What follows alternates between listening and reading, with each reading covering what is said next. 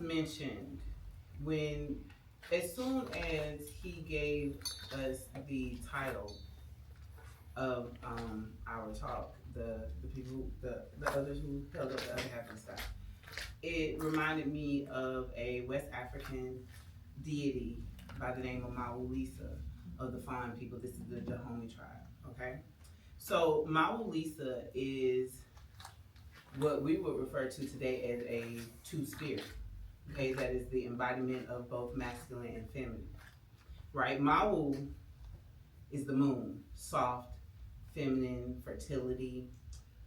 She's the goddess of the rising sun, the earth, the west and the night. She is symbolic of fertility and gentleness. She is the divine femme. And then there's Lisa, the divine masculine. This is the god of power, virility, and strength. He is hot, unapologetic, and radiant. He's the kind of power that burns through illusion. And together, they made the world and all of its inhabitants, not competing, not diminishing each other, but co-creating, right? So I ask you, who taught us that power had to choose? Who taught us that to be revolutionary women had to be in the shadows of men, to abandon their softness? Today, we gather in the name of several beautiful women who are both soft and unbreakable. We speak her name, Angela Davis, scholar, prison abolitionist, philosopher, and freedom fighter. She was a member of the Communist Party USA and connected with the Black Panther Party. She challenged misogyny in all revolutionary movements. She argued that the fight was not merely between men and women, but over their very meaning of gender roles in a revolutionary context. She resisted the notion that women should solely perform supportive tasks, be quiet, be meek, be in the background, support your man, In August of 1970, Jonathan Jackson, the brother of Revolutionary George Jackson, took hostages in a courtroom. He, along with the judge and two black men, were gunned down during the shootout. Mind you, Davis was nowhere to be. She was not present for this. However, once it found out that that the guns were in her name, they charged her. She would go on a run for 2 months, and once she was captured, she was jailed for 18 months and then acquitted of all charges. They wanted her badly because she dared to imagine a world where women were equal to men and prisons did not exist. We say her name, Elaine Brown, a woman who led in a movement that did not always believe she should. Joining the Black Panther Party in 1968, she started as a rank and file member. That's, the very beginning, learning revolutionary literature, selling the Black Panther Party newspapers.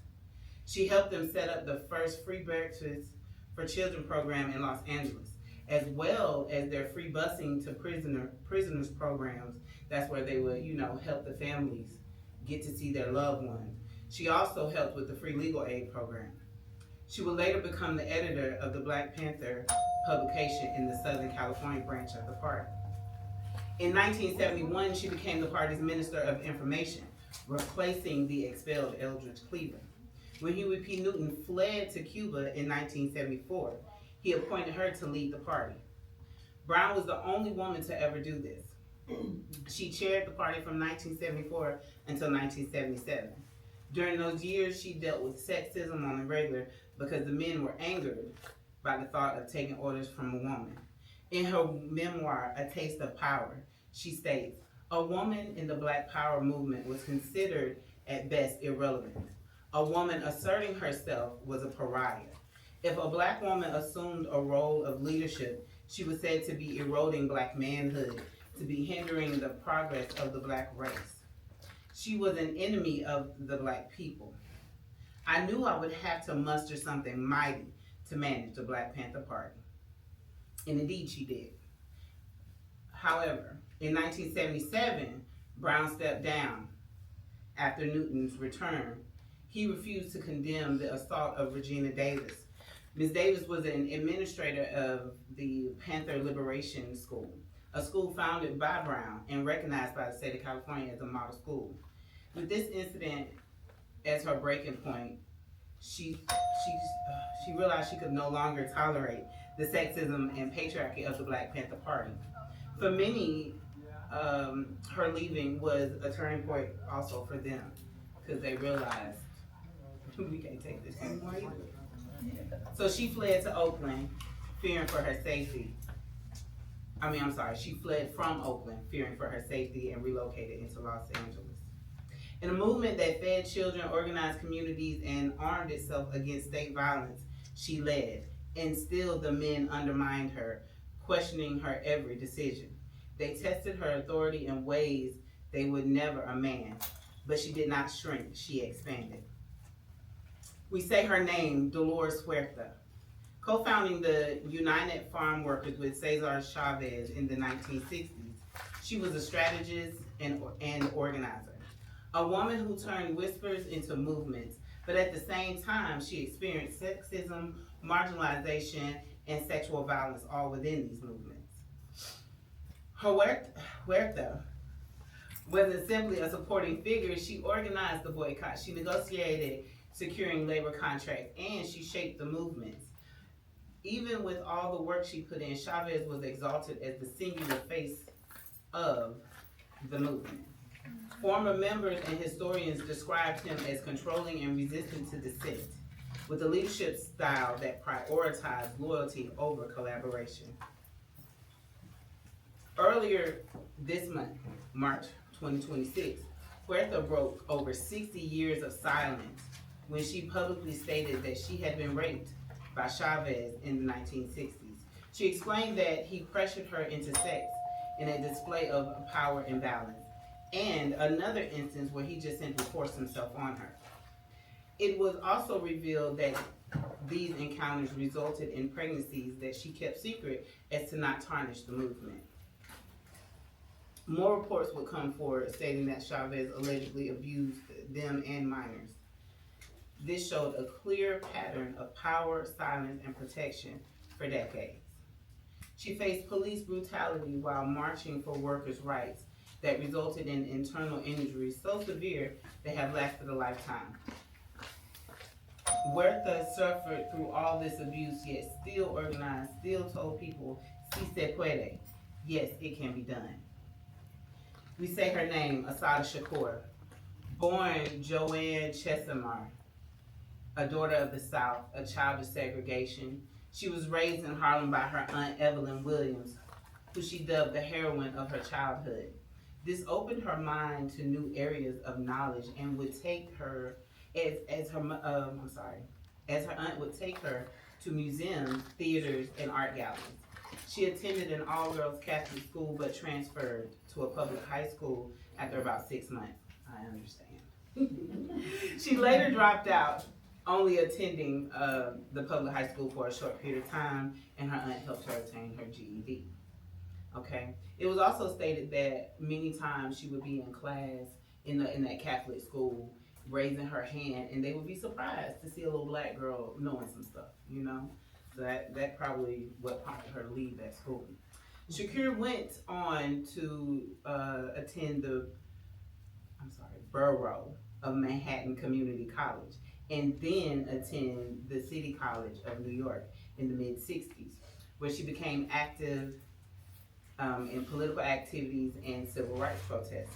In '67, she was arrested for the first time along with 100 other BMCC students on charges of trespassing. The students had chained and locked the entrance to a college building to protest the low numbers of black faculty and the lack of black studies programs. After attending CCNY, she moved to Oakland, California, where she joined the Black Panther Party and worked to organize protests and community education programs. After returning to New York City, she led the Harlem chapter of the Black Panther Party, where she coordinated many community programs and outreaches. Shakur left the party, disliking the macho behavior of the male members and believing that the party members and leaders lacked knowledge and understanding of African American history. She joined the Black Liberation Army, whose members were inspired by the Viet Cong and the Algerian independence fighters of the Battle of Algiers.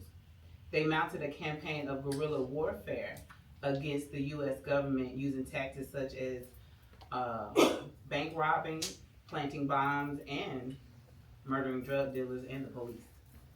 In 1971, she released her slave name and began using Assata Shakur. She stated she felt strange when people called her Joanne, for she no longer identified as an American Negro. She felt more like an African woman. On a highway in 1973, bullets flying, a black woman stood, wounded, hands raised. She had been wanted by all the alphabets. That's FBI, CIA, the New Jersey police, everybody. And once captured, she had a multitude of charges such as the multiple bank robberies, kidnapping, the turnpike shootout, attempted murder, atrocious assault, and battery, and assault with the intent to kill. Indeed, there was a laundry list. Arraignment on the first charge began May 3rd, 1973, and she was convicted of first-degree murder of that state trooper, along with 7 other felony charges from this turnpike shooting in 1977. Upon hearing the verdict, she stated, "I am ashamed that I have even taken part in this trial, and that the jury was racist and convicted a woman with her hands up." When the judge told the court attendants to remove the prisoner, Shakur replied, "This prisoner will walk away on her own feet." She received a mandatory life sentence, with all other sentencing running consecutively. She wouldn't be eligible for parole until she had done about 25 years, and that was including the 4 years of being in custody during those trials. The judge dismissed the murder trial of her comrade, who had been at the New Jersey Turnpike shootout with her, because New Jersey Supreme Court had recently narrowed the application of the law. In November of 1979, Shakur escaped a women's correctional facility with the help of 3 male Black Liberation Army members and a woman. In 1987, she made her presence in Cuba known when she agreed to be interviewed by Newsday. The U.S. would make several extradition attempts over the course of multiple decades. On May 2nd, 2005, on the 32nd anniversary of the Turnpike shooting, the FBI classified her as a domestic terrorist. In 2017, Trump even requested that Cuba send her back to the States. Time and time again, Cuba said no. Okay? She was haunted, she was captured, she was in prison. And while in prison, she gave birth to a beautiful baby girl. Let that sink in your spirit. She was chained and still brought in new life. And when she escaped, they called her dangerous.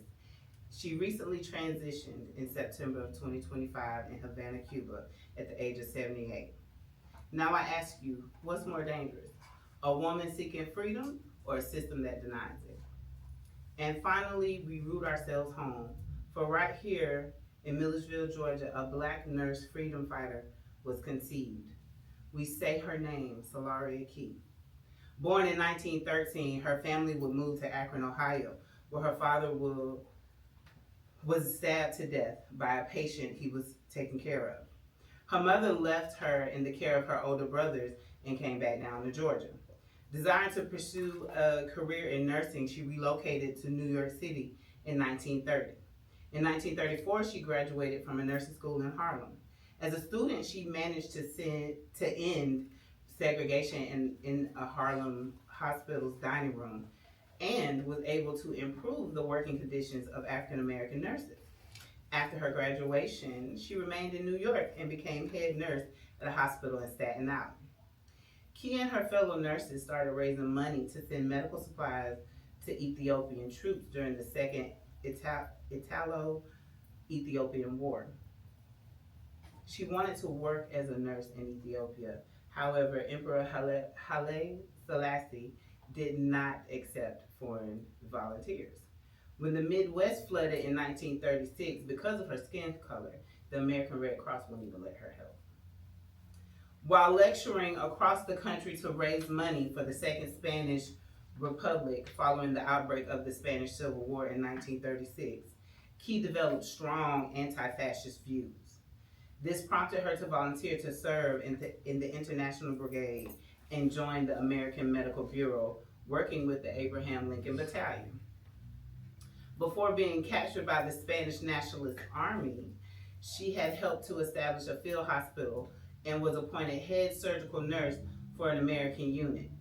She supervised white nurses and treated patients of all nationalities. She would have never been able to do that in the States at this time. 6 weeks after being captured, she escaped with the help of the International Brigade soldiers. She met an injured Irish soldier she would later marry. She was transferred to different units throughout Spain, but was injured in a bombing raid. Her wounds were so severe that she was sent back to the States in May of 1938. She published her Spanish memoir and was treated as a celebrity in black and communist circles. At the beginning of 1944, during World War II, he started working as a volunteer nurse as part of the first group of African American nurses in the U.S. Army. I'm sorry, let me start over. He started working as a volunteer nurse as part of the first group of African American nurses the U.S. Army was allowed to recruit. Of course, being back in the States, she and her husband received personal threats, experiencing strong racism. She often referred to her time in the International Brigade as the best days of her life because there she received no discrimination. After the war, the family resided in New York, where she worked several hospitals coordinating staff desegregation. They retired to Akron, Ohio in 1973. Key transitioned May of 1991. Before civil rights, before recognition, she said, "Injustice anywhere is my fight." What does it mean to come from a place that hates your existence and see the whole world as yours to defend? She didn't just cross oceans, she crossed expectations and left a blueprint for what it looks like when a black woman decides her purpose is bigger than her fear. So what do we do with all of this? All this history, all this truth, all this fire? We carry it. Not as weight, but as wisdom. Not as burden, but as blueprint. We speak differently. We show up differently. We stop calling women strong when what we mean is unsupported. We stop building movements that require women to disappear in order to survive them. We honor them not just with our words, but with our choices. Because we are not just holding up the sky anymore. We are redesigning it, reimagining it, reclaiming it. We are Mawulista, soft and strong. And the question is not, will the world change? The question is, will we be brave enough to change it together? Thank you.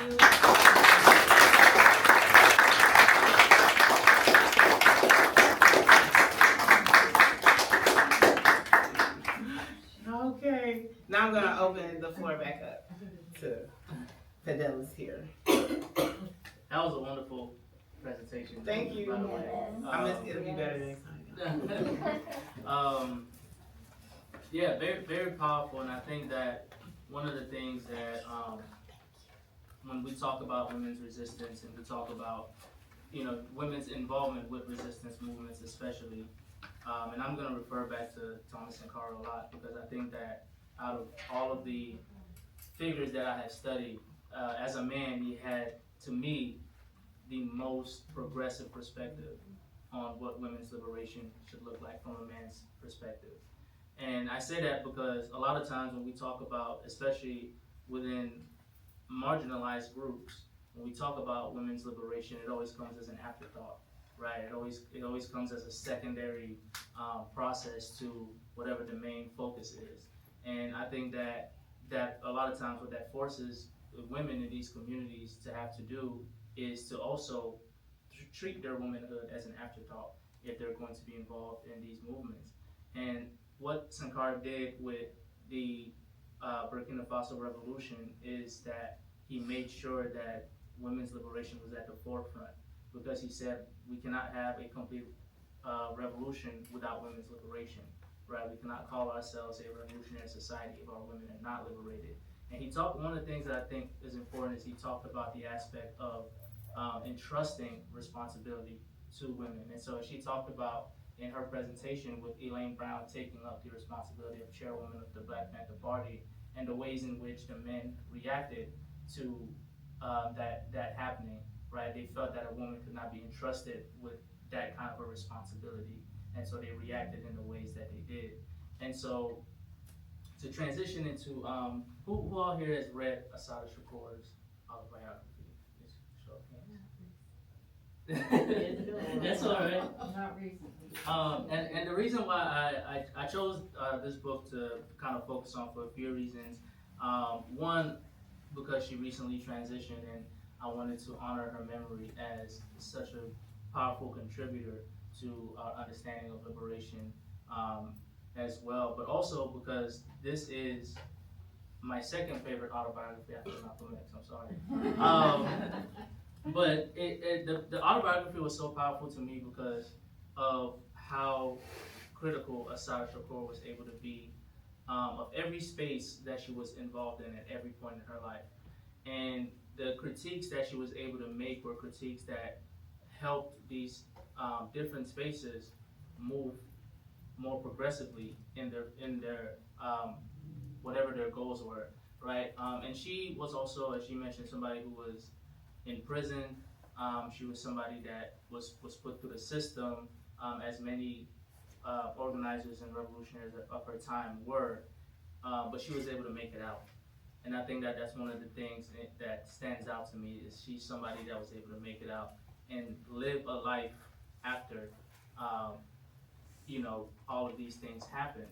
And so the way that I would like to kind of carry on this part is I have some parts of the book, maybe like 10 quotes in here that I highlighted.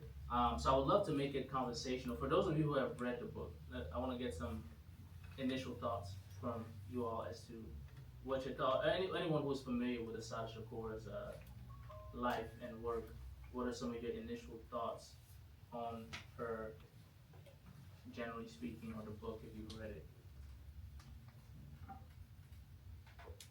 Well, I enjoyed that. She was just so unapologetically herself, strong, resilient, but still woman. Soft, kind, mothering, and the way that I, especially on the turnpike shootout, I kind of felt like I was there. In the way in which she described bullets flying, but for the most part, it's just so refreshing to be able to go back and pick up real history, because they don't teach that. You know what I'm saying? McGraw-Hill did what McGraw-Hill was supposed to do, and that was dumb us down. So I really appreciate what Assata did in her book.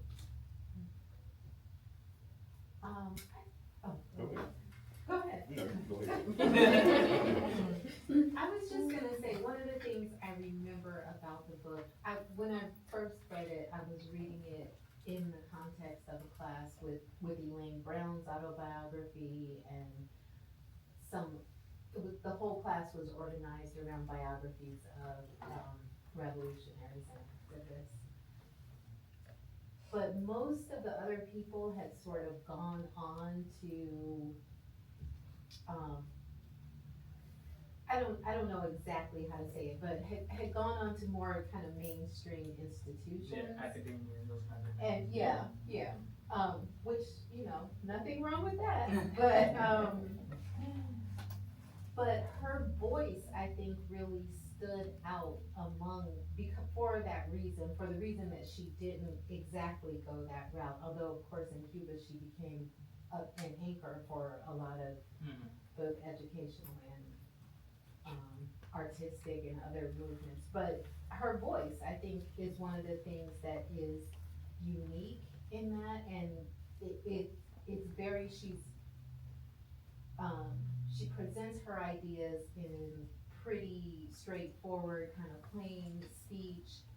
And I think that, it gives you a sense of really who she was thinking about as her audience too, right? Like she's Exactly. really talking to the people. Mhm. So that's what I think about it. Thank you for sharing. Anyone else wants to? I try to listen to like a little bit of the autobiography audiobook, like while I'm at work. And the little bits and pieces that I did listen to, it's like the main thing that kept coming through in every section that she was chronicling of her life was like she never tried to paint herself like she was the perfect revolutionary from the jump. And I'm like thinking about like the male figures in my life and even the women that raised me. I see a big difference in a woman who will admit that I ain't never been perfect. This is how you move through life, knowing that, versus the men in my life who have tried to teach me, well, I've been perfect my whole life. This how you get like me. So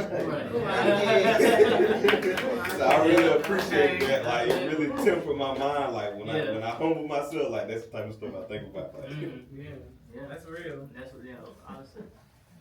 Alright, anyone else want to share before we start? So what I would like to do is I'm gonna read some of the quotes that I selected. I highlighted so much in this book, but I try to stick to 10 ones for this event. So I'll read one of the quotes, go through the book, read some of the quotes, give my, sort of what I took from it, and then hear what you all take from the quote as well. The first one that really stood out to me here in this book, she says that she was talking about a book she had read called Black Women in White America. It was a book of black poetry. And she said that when I read the book about black women, I felt the spirits of those sisters feeding me, making me stronger. Black women have been struggling and helping each other to survive the blows of life since the beginning of time. And that stood out to me because, again, as we talk about womanhood and resistance and the way that it's placed as a secondary, right? Especially, for a lot of black women, they're told you're black first before you're a woman. So your loyalty has to kind of be to your blackness before they see your womanhood. And so reading that quote really made me think about the ways in which, and I'm sure we've all seen this in our families, the ways in which the women in our families support each other, the women in our communities have to carve out spaces for themselves to be able to survive, right? And she said surviving the blows of life. And that really, struck me really deep because it's one of those things where it's hard to imagine how a group of individuals within their own community can exist in that space and still not feel supported, right? And have to really lean on each other for that support and for that sort of, camaraderie that is needed. And so that's something that when she said that, when I read that in the book, it really made me think about that. And so that's kind of, some of the things that it brought up for me. So what does that, especially from the women in the room, how does that resonate with you all? And what would you like to share about that quote? I think it resonates with me on so many levels because not only African American women have to navigate the spaces in their own community, but also navigate the spaces in the broader community that works very hard to, it works very hard to show us that we are not feminine, right? Yeah. And so to be feminine within our own community and figure out ways to also be masculine because we're often put in that role, and then go out into the broader community and be categorized not as feminine. Right. And so I think we get those cues very early. And even when you speak with young African American children, girls, there's this conditioning of strength and survival at an age where they should just be playing. And so I think that's what I get from that, and I still get it as almost a 60-year-old woman, Wow. you know, trying to, fit in spaces that were never designed.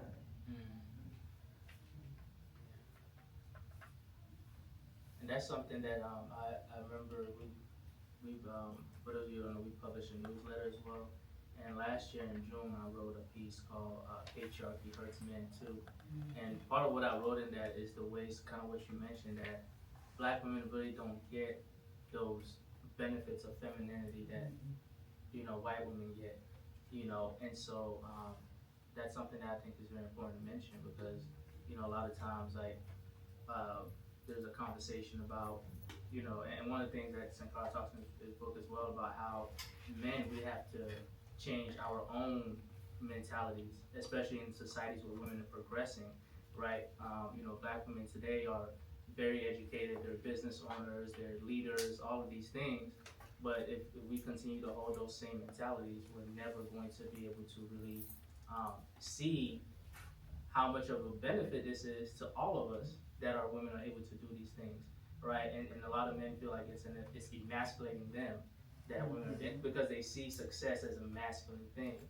They see, being educated and having a certain level of prestige as a masculine thing.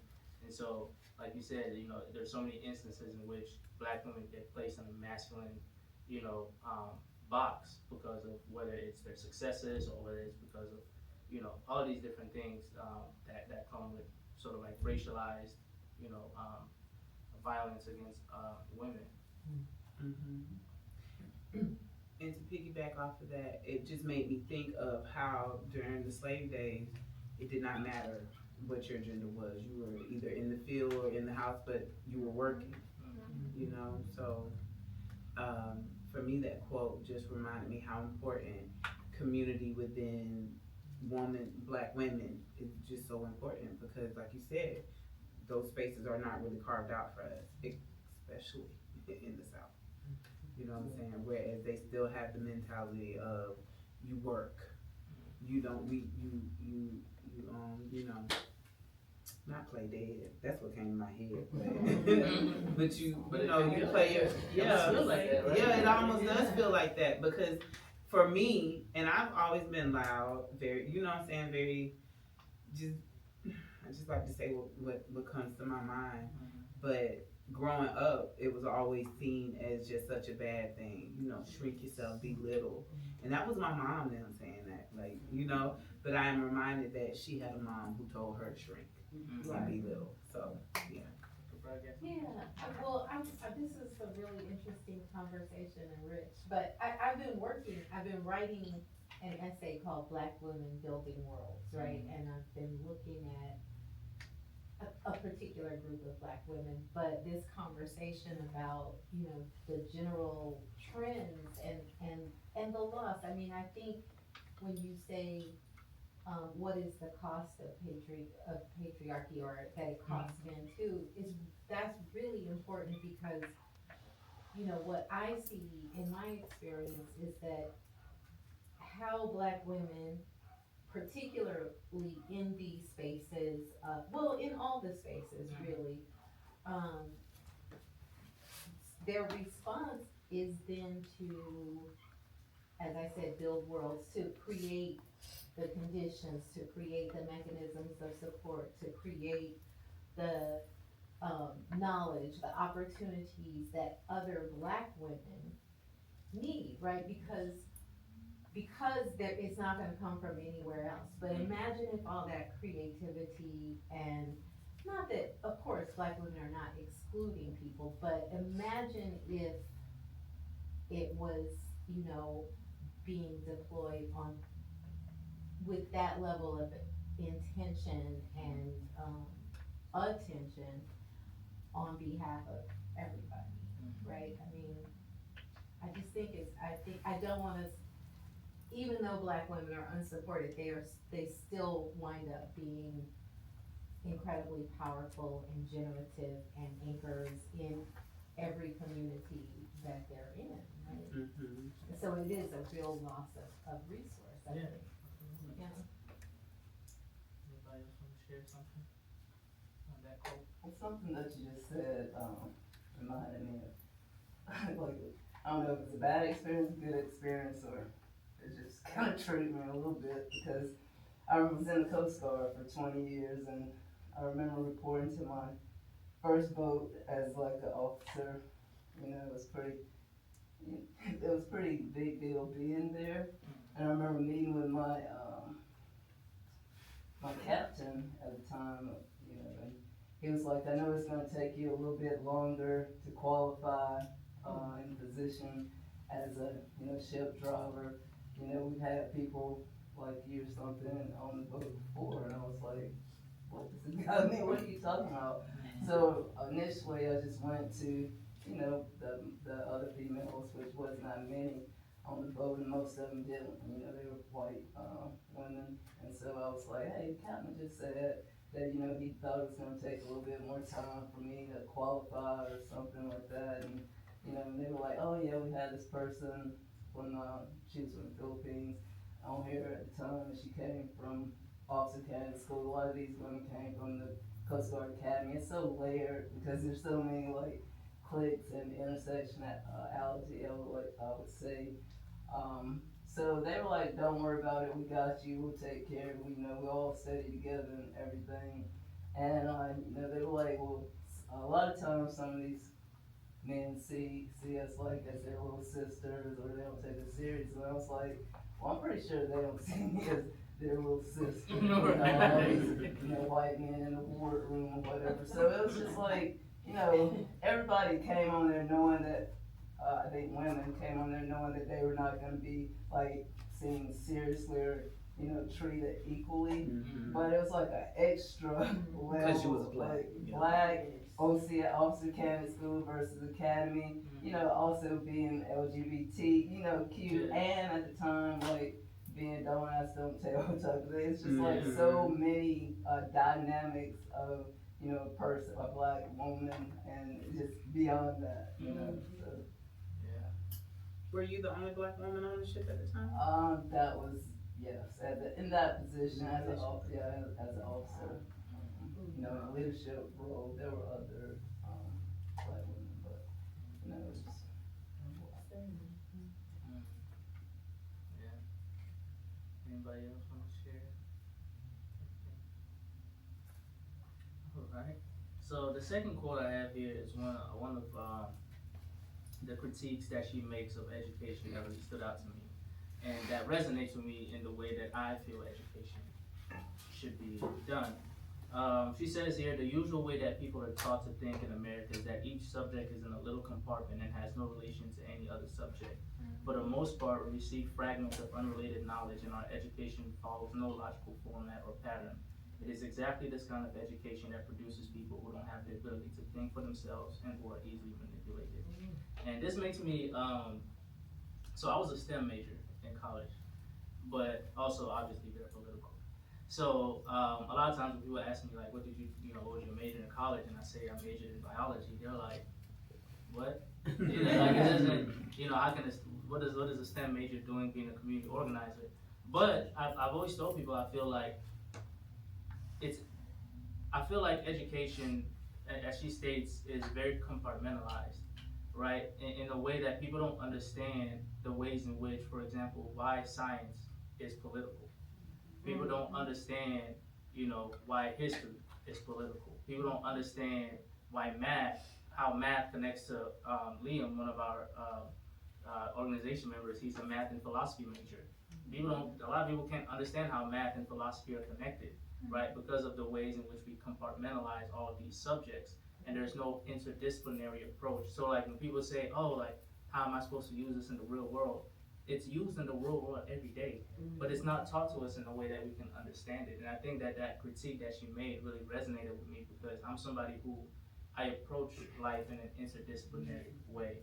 I remember in 2023, I was doing volunteer teaching with early college. I was doing a gardening program, and I went into different classes. I did a health class, I did a science class, and it really gave me the opportunity to show students how gardening can be used to teach science, how gardening can be used to teach health and all these different things.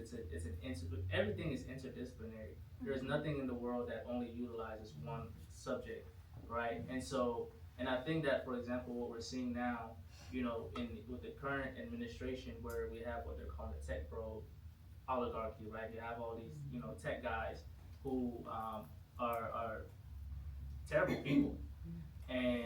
But I also realized when I was in college that STEM generally has that reputation that people who are in STEM are not very, they don't have great social skills.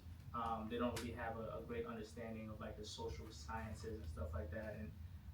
And it's because a lot of times we're isolated from those parts of education, right? Like you're only taking math and science classes. You're not taking sociology. You're not taking world history. You're not taking literature, right? And I realized also a lot of people in STEM kind of look down on the social sciences as well, that's not real science. But it is because science is not just numbers. It's not just the stuff we do in biology and math, but science is a method of approaching the world, right? And so science you can apply science to anything, and anything can be scientific as long as it follows a certain methodology. And social sciences they do that, right? They apply all of these same forms of logic and method to studying the world and studying society. And so I think that for me, when she said that, it's something that resonated with me because again it shows that one, our education system is created to produce workers and not thinkers, right? People that can be put to work after they come out of the education system. But two, also people who can be easily manipulated, right? That's why you have so many STEM students that work for BlackRock and in the military industrial complex because they don't have a foundational understanding of the fact that this thing is evil. This thing that you're doing, building missiles and drone technology and these things for private military companies is something that is detrimental to our society. And so that really resonated with me because I think that that's something that we need to understand a lot more, and I wish that was a critique that people could make more of our education system, and because we see clearly how that turns out in our society, and the sort of dynamics that it creates as well. So I want to open up the floor to that as well. I can tag along with the education piece. And my wife brought something to my attention. It had to be like last month. It was random. But this might go a little deep, so if y'all don't understand, I'll say it again. In the education world, if you look at it, education, religion, anything that gets taught to us or to anybody, it's gonna be a subliminal message in it, right? And my wife hit this nail on the head. She's like, "You smarter than me, right?" I was like, "No, I don't think so." She was like, "Ask me this. How come in our language, my wife is from Mexican descent, so she speaks Spanish, French, any language out there. Majority of all foreign languages derived from Latin. But why do you always put the man before the woman in writing correct literature, right? I'm not an English major by no means, but when you're speaking and you're talking, you're always gonna put the his before the her. I was like, you know what? They didn't teach us that in school. I don't know why. But she was like, just think about it. So if concepts like that are so small that you don't pick up on it, you subconsciously and subliminally think, yeah, I gotta put the man before the woman. And then if you really think about it even more, as you go to church and you see all these different religions, they teach in the Bible, in Christianity, the woman came from the rib of a man. So now, I know in some aspects of it, now the woman has to be submissive to the man. So now you're even more getting subliminal messages put in there on top of how you communicate with it by reading and writing, which is you're putting yourself second, and that's really not the case, because if it weren't for women, none of us be here. So I just don't understand how men get so intimidated by strong women. When you look at majority of us that have made it and done made something out of ourselves, we had a strong mom and a strong grandma. But when we get into the workplace or we get around our other friends or whatnot, we try to talk like, we better than. When in reality, when you get home, and if you're a real man, you got a successful marriage, you don't do nothing without asking your wife. So I check people like that all the time at work. I was like, man, don't come in here talking that noise. Because when you go home, we know who run your house. So don't take that somewhere else. We're not gonna do this. I don't care who in charge. We're not doing it. Yeah. So I think as men, we gotta start speaking up like that too. When we do get in these positions of power, we gotta help bring everybody up, but especially the women. So that was my deal with education. Hope y'all got what I was trying to say. Yeah, no, I But think. it's subliminal messages in Yeah, there. no, of course. Education shapes the way in which you interact and see the world. And like you said, something as small as, the ways in his and hers, right? Like you said, the male is always placed before, the woman, or even, like you said, in religion, God is always given a male personification, like God the Father, is always. So I think that's a very important point you brought up, because it does shape our reality and the ways in which we go about interacting with people in society as well. Anybody else wanted to touch on that education piece? I think excuse me, but y'all forgive me, please. It makes me think about how not only in the beginning we weren't, as African American people, we weren't really allowed to have those spaces where we can learn and can be educated. We had to create those spaces in ourselves. So I think me as a African American woman, when it came time for me to go to school, my first thing was education. I wanted to be one of those that educated the younger crowd and wanted to just be in that space where I can teach someone who's younger than me, like, hey, you can learn whatever you want to learn, you can be whatever you want to be, because I didn't really have teachers or educators like that other than my family that taught me things like that. I had to have certain thoughts and certain opinions about certain roles in the education world, because there are several different roles in the education world, from like principals to just teachers to even janitors in the school. You can learn from any and everybody when it comes to education, and sometimes you learn your best lesson might come from the janitor versus your own teacher. So, and a lot of teachers I had growing up, they were very, I wouldn't say they were like opinionated on what I wanted to be, but they did bring like a certain hindrance to what I wanted to be, as far as when it came time to grow up, because, oh, you can't be in spaces like that, oh, you're too loud, you're too this, too that, so this is a better fit for you, no, this is a better fit for you. So when it came time to pick for myself, I had a very hard time in school, very hard time, switching through different majors. I started out with education with a minor in special needs education, then went to rehab science, like big jump, two different worlds, because I had a teacher who said, this isn't the space for you. So I then moved that space. And so, which led to me kind of just taking a whole step back from school in general. And when I recently moved back home, I decided to get into the child care system. And that's when I saw it for myself, how easy it is to try to put children in a box. It is very easy for adults to do that to kids when it's not needed for them at all. When you can see a child has a certain interest in something, and that might be the only thing they want to do all day, versus you have your whole class that's, you're trying to conduct everything and get through the lesson plans and all of that stuff, but you have this one little kid who's just stuck on this one area.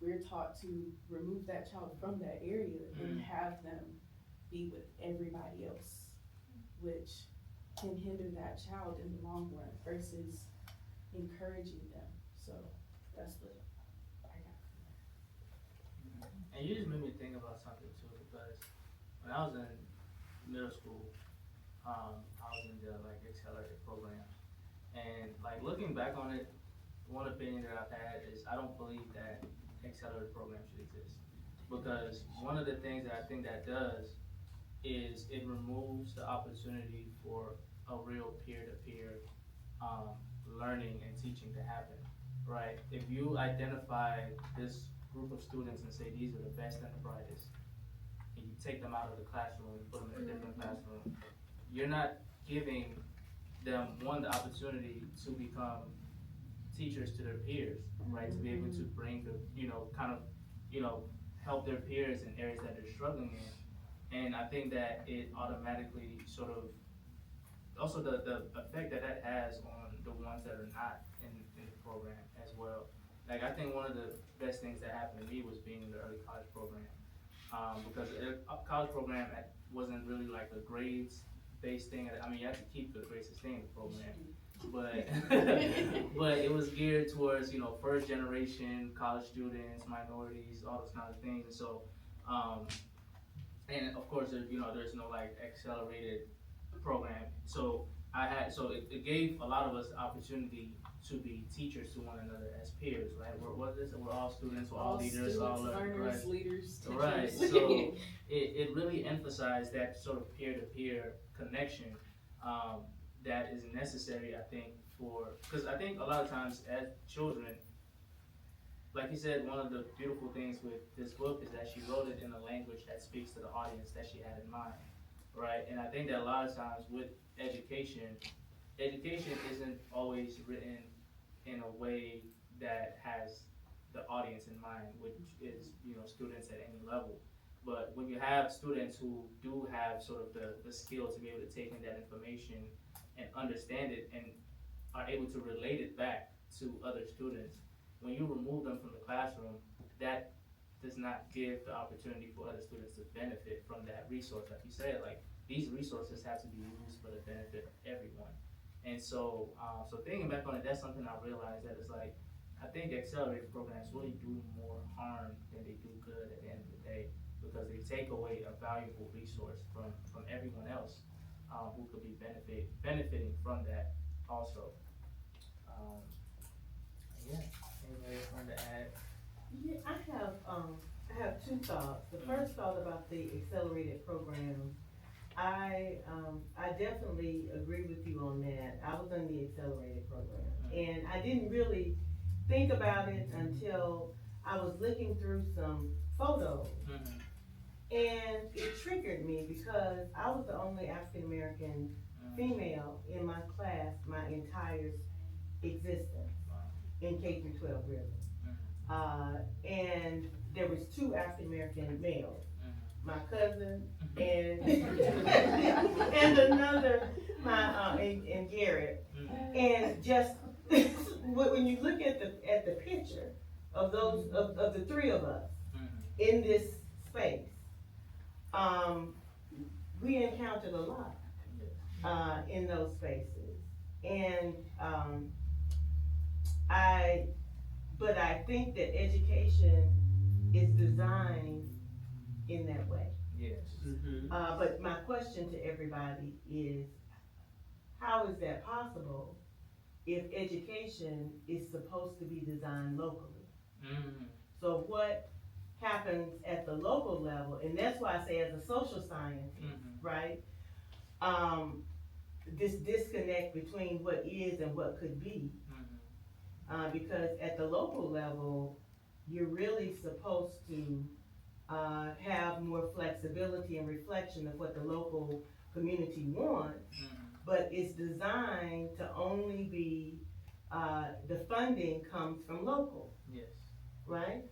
So it's built in that certain children, based on where they are born, get a different type of education. As you said, the child that wants to stay focused on this and is forced to go here, I can assure you that's not happening in affluent communities. Mhm. And so I'm just saying that I think, technology is really, technology has taken a society and its educational system that was used to build workforce.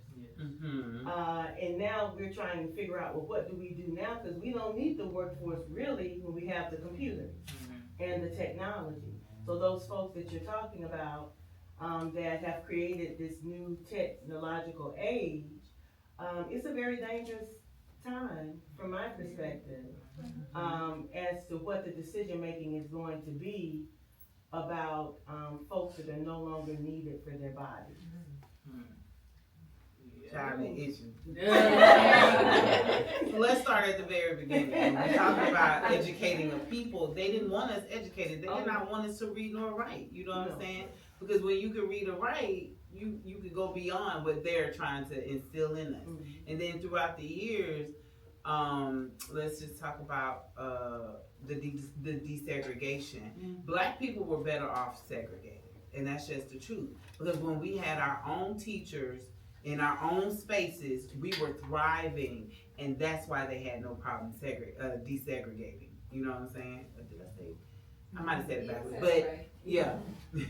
So in talking about education, fast forward to now 2026, and as someone who works within this county system, as you said, like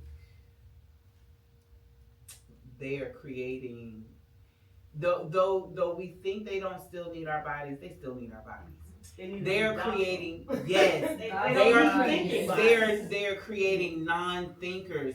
They have drained the money out of your creative things like art, music, and so on. And then, as I stated earlier, McGraw-Hill, Ghislaine Maxwell's father, okay, tied up in all these Epstein things.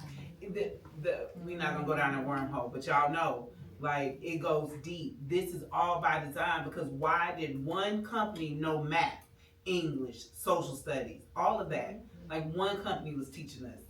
But the question is, how do we, on the local level, allow McGraw-Hill into our system if it's supposed to be a system where we locally decide? Okay, so on one hand, we have the charter school movement and people, and then also if your school is failing, you can get the money to send your child to a private school.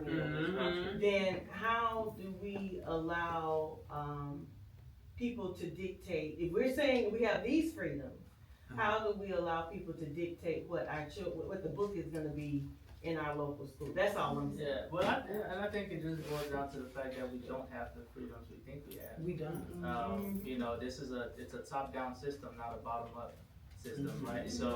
So decisions are made from the top down, but they let us think we're making. You know, they make the decision. They give you a few options and tell you, well, vote on the one that you think it's the illusion of choice, right? They give you the illusion of choice, and they allow you to think you're making a choice. They let you think democracy is a real thing in America. And that's how these things happen, you know. So I think that's really the answer to it, is that it's a top-down system, and you know those orders are sent from the top down, and you know, I mean, because even for me, people have been trying to bring me to the education space for forever.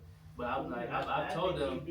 My problem is, I know that because of the way that I operate. You're not institutionalized. Right, yeah. You know, and I know I wouldn't be protected, especially in the public school system, because again, orders are sent from the top down, and if once the federal administration says you can't say certain things, and I say it, the superintendent has no choice but to fire me. Right. Exactly. You know. But I'm gonna push back on you with this whole top down. That's just what it is. Well, I'm not saying that's what it is. I'm saying that's how the system is designed. That it's a top down system. I'm not saying we don't have a choice. But sorry. I'm sorry. I'm taking it down. I wanna, forgive me, I'm gonna presume to explain what you were saying. I think what Veronica is getting at is, or at least what it made me think of, let me say it that way, is the history that we, particularly as Black people, have, but I guess of actually, that's been the strategy the whole way up to this very moment, right? Is, but what does the law, what do the rules say? Cause and how do we organize, right, our communities to hold you people up there at the top to adhere to these rules that, you know, you have made. And I think that's part of what you're getting at, right, is that, you know, it's still a tool, but it's a tool that needs some support to be utilized. I mean, and I think, again, I think my perspective is that they make rules, but the rules are not to, they don't play by the rules, right? And I think we've seen that as of recently. They can choose. We saw it this week. Yeah, exactly. You know, With the UN. so they can choose which rules they want to play by and which rules they don't want to play by. So again, I think it's the illusion of choice. I think that it's, you know, these things are about as meaningful as people are willing to enforce them.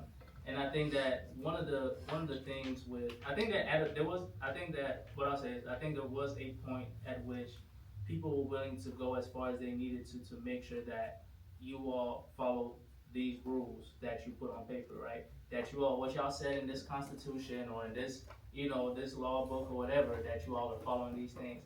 I think we've gone to a point where, and you can see it, and you go to your Board of Education meetings, you go to your city council meetings, your county commissioner meetings, you're gonna see the same 3 to 5 faces. You know, that's how I met Maurice, is him and his wife, they show up to county commissioner meetings like they county commissioners themselves, you know, but is that enough people are not willing to do what needs to be done to really hold these people accountable. And then I think a lot of people don't really know what accountability looks like as well.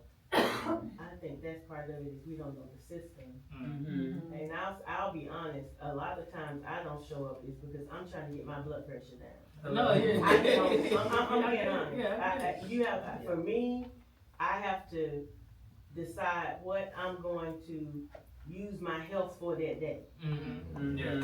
But that doesn't mean that there's people out there, they're probably doing the same thing, but that doesn't mean they don't care. No, That means yeah, that how can I channel my energy and still be able to not have function and not have my head swimming? Yeah. And so that, you know, I think part of it also is people don't, we've compartmentalized it, well, people don't know the system, they've got it, so. Yeah. Let me hush. We'll do one more, then we'll move on to the next one. People not knowing the system is people not knowing their own power. Right. You know what I'm saying? Right. Like we don't, Right. That's it. we say get out here and vote, but what are we doing beyond voting? Like, Yeah, what are we voting for? Yeah, what are we, and do you know what you voted for? Yeah. You know, Yeah. burning gas and then, you know. Gotta wait in the line. Yeah. Also, What's the Have this, return have of that. right, but also just thinking locally of our education system. Someone said to me that Baldwin County becoming a charter county was just a way for them to just be able to do what they want to do and prop up GNC and JMA, because last year Oak Hill failed to meet certain standards, and then the private schools got a $2 million boost because, as you stated, all those kids were able to go there. Would one think that was not by design? Right. Yeah, because they do not want our just regular local public school kids to be smart. But they want our athletes though. That's it. Yeah. They want our athletes, Because there's so so many it's of like- our little brown boys out at JMA, and I'll just be looking at the parents like, you're really not eating in the way that you think you are. Because in those spaces, your kids you don't know how they're being treated. And a lot of them don't say nothing because, you know, I don't want to disappoint my family. I've been put in this excellent position to succeed, when really some of y'all have been put in a position to fail, because you're never going to live up to those standards of those people. You know what I'm saying? They just want you to kick that ball. But anyway, I digress. Alright, the next quote I have here is something that I highlighted for a few reasons, and I'll speak on it after I read the quote. But she talks about prison, and she says, once you're in prison, there are plenty of jobs, and if you don't want to work, they beat you up and throw you in the hole. If every state had to pay workers to do the job prisoners are forced to do, the salaries would amount to billions. License plates would amount to millions. When Jimmy Carter was governor of Georgia, he brought a black woman from prison to clean the state house and babysit for Amy. Prisons are a profitable business. They are a way of legally perpetuating slavery. In every state, more and more prisons are being built, and even more are on the drawing board. Prisons are a part of this government's genocidal war against black and third world people. And the reason I highlighted that, one, because especially the way the anecdote she gives about Jimmy Carter bringing a black woman from prison to do cleaning and babysitting, right? I mean, that immediately in my mind draws a parallel of nannies during slavery, right? Mammies. And you know, bringing, you know, these captive women to come and do this work for you. And sort of to the point you made earlier, you know, I remember one time seeing, it was a white woman that said something about, you know, she's tired of working, why do we fight for the right to work? And it just made me think, like, black women have always had to work, right? And so it's like there are women in this society, in the world, that have never, not working has never been a reality for them, whether it was by choice or not, right? And so, and I think that she makes that point here succinctly with talking about, you know, this black woman being brought from prison to clean the state house, but also just the overall point she's making about prisons and what purpose they really serve, right? These are not institutions of reformation or justice, but these are institutions to extract free labor from populations of people, and she states, you know, black people and third world people. Anybody want to add some thoughts to that? Well, I mean, that quote, like, especially with what's going on right now, all the detention centers, like, you're like, once they get their quota of quote-unquote immigrants, who do you think is next? Like, Right. they don't just build all these prisons to not have some sort of slave labor coming out of it. So, it's just creepy to think about how much hasn't changed in so many years in this system. They just put a new coat of paint on, you know, but it's still rooted in the same amendment, which is the 13th, which made slavery legal by punishment, you know? And so when, and then being that we are in the OG penal colony, the spirit of Georgia is enslavement, all, you know what I'm saying, one way or the other. Georgia has the highest incarceration rate in the world. The Yeah. state of Georgia. The has state of highest Georgia. incarceration rate in the world. Milledgeville alone had 5 prisons at one point in time. I worked. Was it more than that? More than that. Really? There were 5 men and 2 women. That's true. I be forgetting That's about way that women's back prison. then. Because by the time I got in the system, it was just the men's prisons Nah, here. they had them 2 women. Oh, okay, yeah. But yeah, it's all by design. That's why when people talk about reform, transforming, no, we're talking about abolishing. Because it is rooted. So in order to get rid of something rooted, you gotta dig it up and throw it, you know, and burn it. Yeah, that's my thought. Well, they said, I read somewhere where most of your industries now are using it. I know I have a cousin who is incarcerated, and I think he makes maybe less than $1 or so. And it's like work, a full-time work, and then he has restitution that he has to pay in addition to him working. And if you want to get in touch with him, you know, those calls are very expensive. Very So expensive. it's an industry in so many different areas. Yes. Yeah. It is what is it bringing in? Trillions of dollars?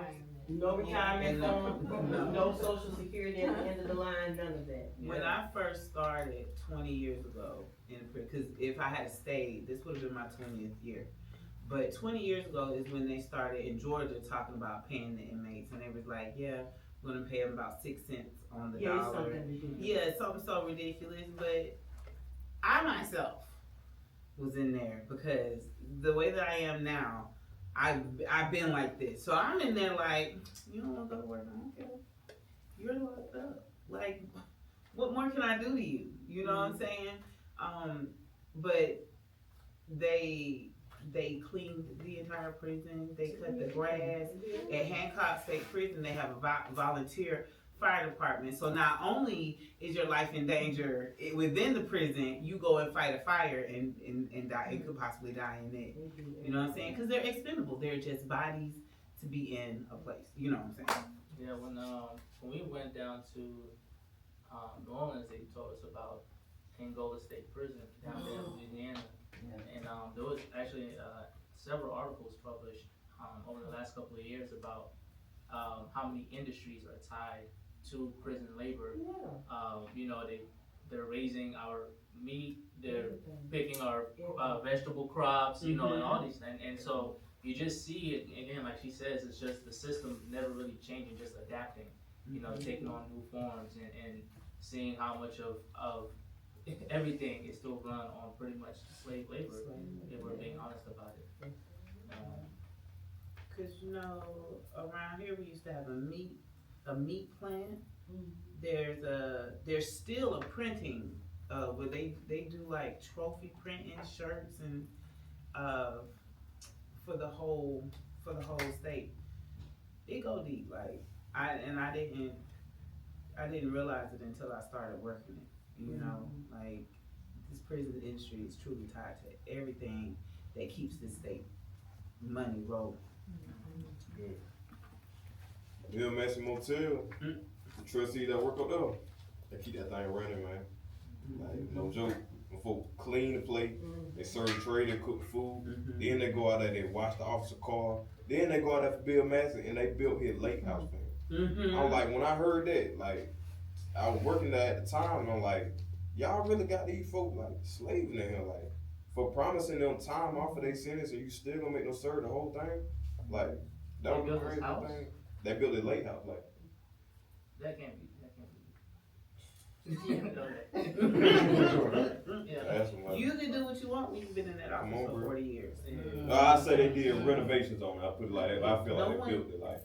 Yeah. No one has contested his seat. Like, we've just been like, you know, I remember I was born in 85. He was elected in like 82. When I was a kid, my mom used to just speak so highly of him being on his committee when he was running. And then she dead and gone now, but I just wish that we could have the conversation like, are you really satisfied with what you got in office? Because I just don't see how he has not been booted, you know what I'm saying, out that position, because crime is not down in Milledgeville, you know what I'm saying? Like, Broward County still is very over-policed. There we go. That's the word I'm looking for. I'm trying to figure out how we can lessen the funding that is being given county and citywide to that industry, and you know, get the resources that the people need. 40%, by the way. A lot of them. One health gets 2% or less. What are these? The budget Yeah. of the county, What gets 2%? health, Yeah. Basically, yeah. police gets 40%. 40%. Didn't they just get the money for a new training facility down here too? Yeah. I think it's already built, isn't it? I think they're supposed to. I just saw something about a new one passing that, for them to build some more. They're gonna upgrade the new big old gun range. Yeah, But they did get that real time. Real time crime center. That's what I was thinking about. And they got drones and. But that's a whole other, it'll take an hour for me to explain that. That, they didn't budget that. They got that money from somewhere else. We are truly entering a police state where surveillance is real. Every agency has an office here. Every lab. And then you got Georgia College now has jurisdiction to go outside of Georgia College and police. GMC got their own police. It didn't used to be like that. Now all of them don't have campus security, they got police. Yeah. And you'll see Georgia College on 441 snatching people mobile state patrol. So Well, they also have expanded an office. They're in the old DFACS building, so that's why they've expanded their jurisdiction because they're expanding. everybody got folks here. GBI. GBI, Every one of them, so it's a hot spot. But back to me. So this next quote here, I really liked, I'll read it and we'll talk about it. She says, as far as I'm concerned, if a black man and woman make a marriage work in America, they've accomplished a miracle because everything is against them. Just being poor is one of their biggest obstacles. Most arguments are about money. It's hard as hell to be loving and caring when you can't pay the bills and you don't know where the next dollar is coming from. And the way we're brought up to think adds insult to injury. It's changing a little bit now, but when I was growing up, every white man on television was able to support his family with no particular strain. There was no need for his wife to work. Her job was to stay at home and take care of the kids. Black people accepted those role models for themselves, even though they had very little to do with the reality of their own existence and survival. And the reason why this stood out to me is because it really gets down to the fundamentals of how an economic system can shape a family and a community, right? And what capitalism does to working class families, and the way the strains and the things that the burdens that it puts on a working class family manifest in ways that if you don't really understand that these are the workings of the system, these are flaws and faults that you would attribute to well, men just ain't doing this, or women just ain't doing that, this, that, and the third, whatever the case may be. But it's really the system that is putting this strain on you, right? Because it was just fairly recently in history that women in this country could have their own bank account, right? So that makes me think when black women were going out and working and making their money, where was this money being kept if she couldn't have her own bank account, right? You think about the dynamics that fosters in the household, the kind of power that gives a man in the household, even though he's not the sole provider. But like she says, because you look on TV and the white man is being shown as the sole provider of his household, you feel like that's the same respect you should get in your own household with your black woman when you all don't live a white reality. And so it's very interesting because it just kind of shows, again, the ways in which, even going back to education, the little subliminal things, right, that we take in, the messages that we take in, and the ways in which that comes out, and the ways, how we experience the world and how we interact with each other. And, I'm someone who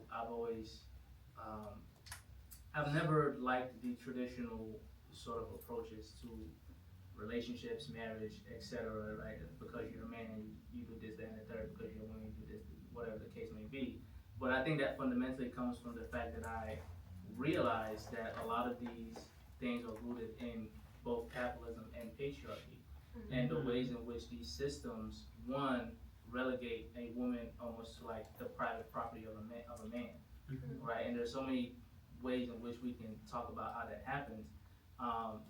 But secondly, there's this conversation, I don't know if y'all have seen it, between James Baldwin and Nikki Giovanni, where, they're talking about, when men go out, black men particularly go out into the world, and they experience all these stresses, and then you come home and you take that out on your wife and your kids, right? And she says to him, well, you can go out there and smile in the white man's face and tell him lies. Why you can't come home and smile in my face and tell him lies? Right? Like, why do I have to be the one that receives, all of these feelings that are really meant to be taken out on the person who's really doing you harm? It's not me, it's not your kids, but you bring that home and you take that out on us, right? And I think that, it's something to think about. There's a lot of misplaced anger in our communities, especially from our men, because you go out into the world. Well, I'll talk to the guys in the room now. But there's a lot of misplaced anger in our communities. You go out into the world, and I think that fundamentally, I feel like, and I wrote this in that piece I was telling you about earlier, where they said a man is supposed to be the protector and the provider of the home, but one, how can you provide when your options to employment and income are limited because of your race? But two, how can you protect when the system is incredibly violent and has so many resources to be violent, right? How much of a protector does that really make you if you are also a man who submits to the system as well? Can you really protect your family, right? And so a lot of times when you have men who say that they feel like women are emasculating them, my argument is the system emasculates you, but you take that out on the woman. That's right. Because she now also has to protect herself and provide for herself, because both of you are dealing with the same oppression, but you do not see yourself in solidarity with your woman. You see yourself as being above her, so you feel like there's a certain privilege that's owed to you as a man, right? And so a lot of men, we have this like loyalty to what I call the fraternity of patriarchy that we really don't benefit from. And so I really like that quote from her there, because it really touches on a lot of different points, and that where a lot of these stresses that I've seen, you know, just in personal, in my family, and also just in the community in general, that I think people really don't understand, that if you had the opportunity to really understand the system, you would understand that your family is not your enemy, your wife is not your enemy, right? So that was a really, really affirming statement that she made there for me, because that's something I've always felt, and I think that the more that I've gotten the opportunity to learn and to read and to understand, you know, systems of oppression, the more that it affirms why I've always felt the ways that I felt. So I'll open that up for conversation. Oh, you go ahead, brother. I feel like one thing that women got us deep that we need to up on our part. They can call on the phone, yeah, girl, we don't have that at all. And then peer, like you say, we don't have that. If we had somebody to teach us, because we do have energy, and if we had somebody that like to point a finger and tell them where to direct their energy to, and it will allow them to not say things like, the system broken. No, it works. It works the exact way they meant it before it worked. It wasn't designed for you. Therapy. And I'll make it short, and that, I think that's a good point to make, that a lot of, as men, we have to hold each other accountable, and we have to point each other in the right direction, as well. And, you know, it's funny, I think that somebody said something that I thought it was funny, but it's true. It's like, a lot of men are scared of other men. So when we talk about the lack of accountability amongst men, a lot of times they be scared, you know. And so it does take a certain level of, you know, courage within yourself to do it, and you know, and that's more of an indictment on us as men than anything, because if we can recognize our own fear of other men, we should understand why women, you know, feel a lot of the ways that they feel. I think some on the lines of that too, you have, what's the word I'm looking for? Cultural roles that come into play. And I'm a perfect example of that in my marriage. My wife will get out there and work a chainsaw and cut down 3 or 4 trees before I done got out work. For real. And then somebody passed, oh, your yard looks so good. Oh, did you do? No, my wife did that. And I did. She works in the yard. Yeah, she like working in the yard more than me. And I can also wash clothes and do dishes. I get it. She gets it more from females, and especially males. But then I get males sometimes like, hey, you got a good wife. I can't get my wife to do nothing. Hey man, that ain't my problem, yo. But at the same time, are you willing to jump in and take on some of her roles? If you are, and she gotta go to work that day. Right. So it's a give and take. But in the South, and my wife works at Lowe's, and I know she gonna have about 3 or 4 stories when I get home about a woman come to her while she on the forklift and say, "Can you get a man to do this for me?" I get about 3 or 4 a day, depending on how busy they are. And then the same, it's obviously expected with the men, but that's what infuriates her the most. And she told him, I did 20 years in the army, open your trunk and just start throwing emotions. But it's those cultural roles that you gotta be aware of too, goes back into the line of you putting kids in the box. So it's just like buying, I would buy I don't do it, but if, let's say I buy my grandbaby girl an Easy Bake Oven and then give my grandboy a Tonka truck. When in reality, my baby girl wants to play with the Tonka truck and my grandson wants Easy Bake Oven. But you can get laughed at for that. So we gotta correct that within ourselves, and everybody, this ain't no black, white, This is like everybody time. Yeah. So, that's my I think the main thing, it'll go back to like when we talking about the price of patriarchy and how it hurt men too. Yeah. Like a lot of these standards and these gender roles, especially how stuff set up, they impossible for us to meet if we ever could Yes. meet them in the first place. Very Like I don't know. Try to perform as a man before you really become a man in your mind and in your heart.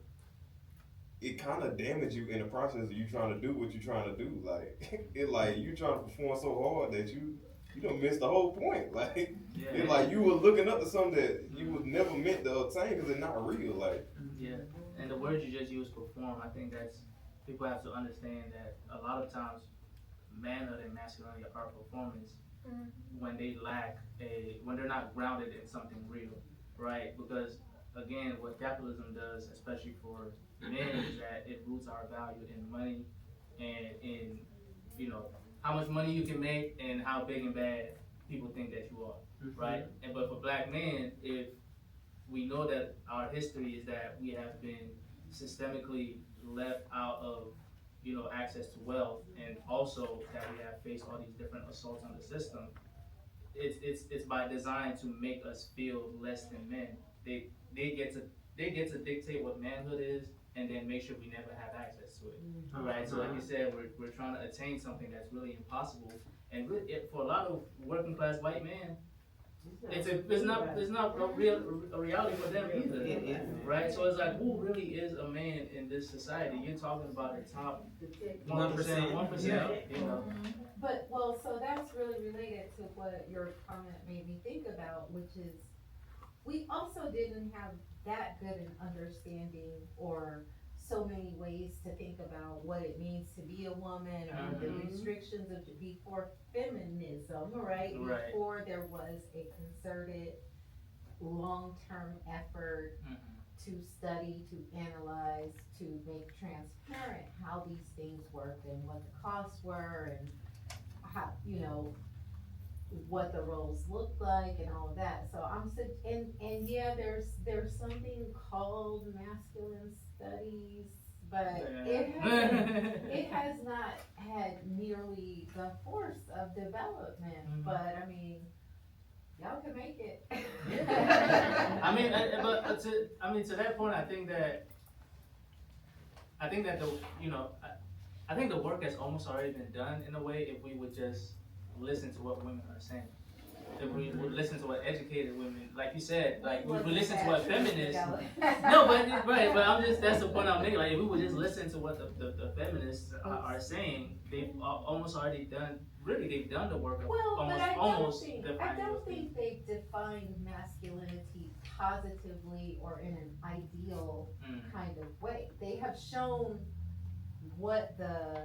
how patriarchy operates and what the problematic version of or ideology of masculinity is, but they haven't put in its place something else, positive. Right? Or a way to and I don't think they really could, right? I mean, I don't know, but it seems like men would really have to be involved in shaping their own sense of what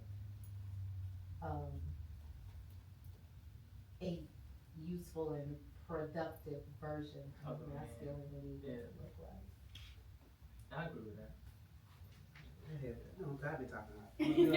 I think it kind of really goes back to I know there was a time when it came down to welfare, where men couldn't really be in the house when they did the welfare checks and everything like that.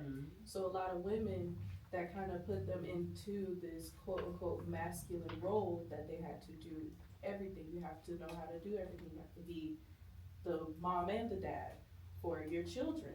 And it makes me think about my mom, because I did, growing up, she got married when I was a baby, and I still watched her do a lot by herself. And it makes me think about how she was raised. She did have both parents, both in the household. Miss my grandparents, loved them down.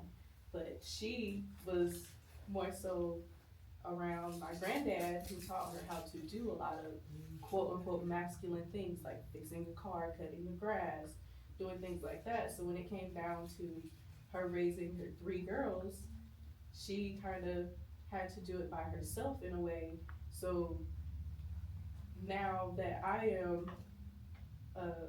getting ready to raise a little boy, and I still have some of the mindset of I have to know how to do this, that, and the third, on top of being in a healthy relationship, who also, he knows how to do this, that, and the third, and he's willing to do this, that, and the third, I still feel like I have to do it myself. So it's kind of like, it's almost programmed into women's brains that we need to be this way, or we have to be a certain type of way, or have a certain type amount of masculinity, just so that way we feel like we are surviving. So, my brain, and I'm trying to remember the definition, but Alice Walker coined the phrase, term womanist. It is the,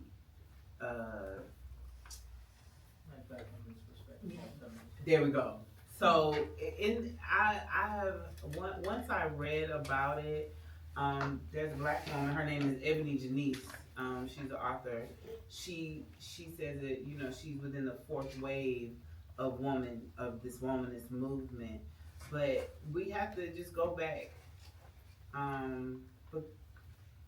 We have to go back and get what these things truly mean outside of a white supremacist viewpoint. That's the issue. Like our societal standards is based on white men, okay?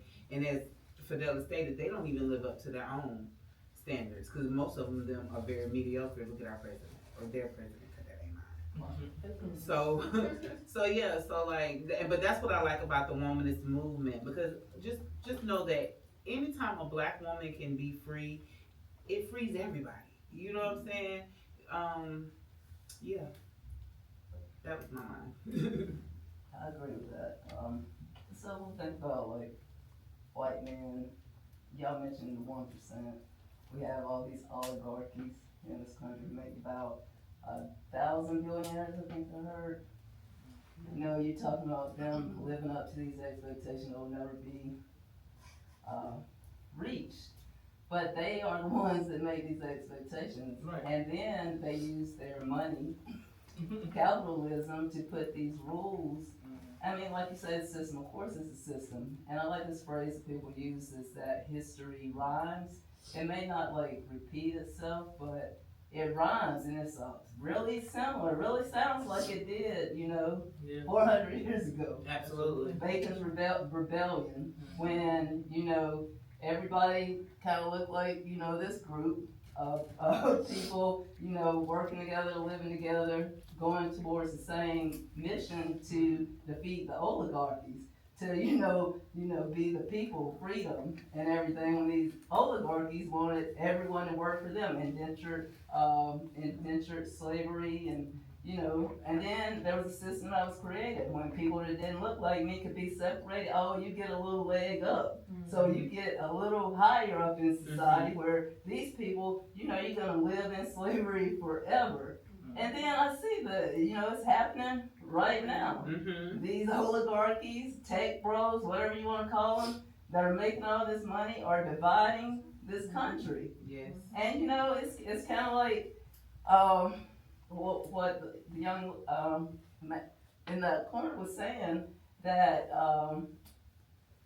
people, well, who do you think they're building these facilities for? Mm-hmm. Well, people don't think anything because they may not know. Yeah. If you're not engaged and you see all of these things happen, you're like, why are these people not engaged? Obviously, they either don't know or they don't care. You talk about JMA and all these kids are there, and then it's like, I know when I was at GMC, I was there from 8th grade to 12th grade, I didn't think about everything going around me. I was in a bubble. I was like, oh yeah, these are my friends. I wasn't thinking about what adults were doing to me, or I was an athlete. You were treated like, you were treated like you were like the cream of the crop. So you're not thinking about that. Your parents, you know, maybe they're doing their own thing. They're like, oh, they're in a good environment, that's a good school, you know, but like my mother, she was a civil rights activist, my father was, you know, one of the biggest civil rights activists in this town,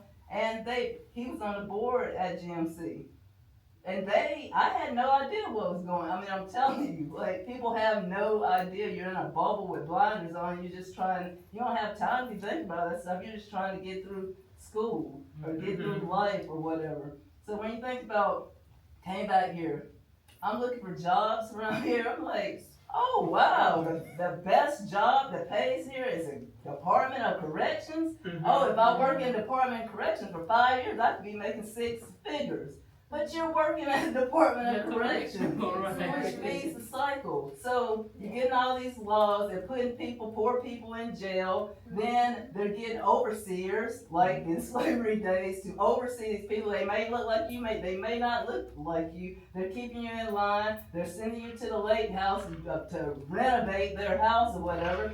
And then, you know, it's just like the system just keeps, you continue to be in the system, and if you don't know, then the next thing you know, you're in the system and in a different part of it. Yeah. So I mean, what do we do? Well, it's all interconnected. I think we can circle back to like when we were talking about how the schools are getting different funding, and a lot of times I feel like people follow those rules, even though we may or may not have been made to benefit from them. But we follow them because that was the best bet that we had for securing those resources. And I feel like a lot of people approach the gender wars and men role versus women role in the same way. It's like, if I adhere to this is the best way for me to come up in this system. And like, Oh yeah. so like it's a board certified urologist, Dr. Millhouse. And she did a roundtable talk with a group of maybe 3 black women and 1 black man. And the whole subject of the talk was penicide. So, like, as you can guess, these black women, they own it. They let you know, like, hey, it's a preference thing, it's a body thing, it's a communication thing. But the only thing I can focus on is how the dude is like, I don't know if he projecting, but it just can't get through to him. It like every time something come through, a fact, opinion, anything like that, he block it. I can't take it. I gotta make a joke. I gotta make the situation awkward. It's like anything that's gonna better me is like an attack on me right now, and I can't take it. And I'm like, I feel like we approaching a lot of this stuff the same way. Yeah. Change is hard. You know what I'm saying? Because it's very uncertain. So a lot of us like to conform because this is what we've always known. But see, in the same way, I'd agree that women have done a lot of the work. Because in the same way that he was rejecting that, she letting him know constantly, reassuring him like, a person will tell you whether this is good for them or not. A woman will let you know whether you satisfying her or not. So what's the issue like?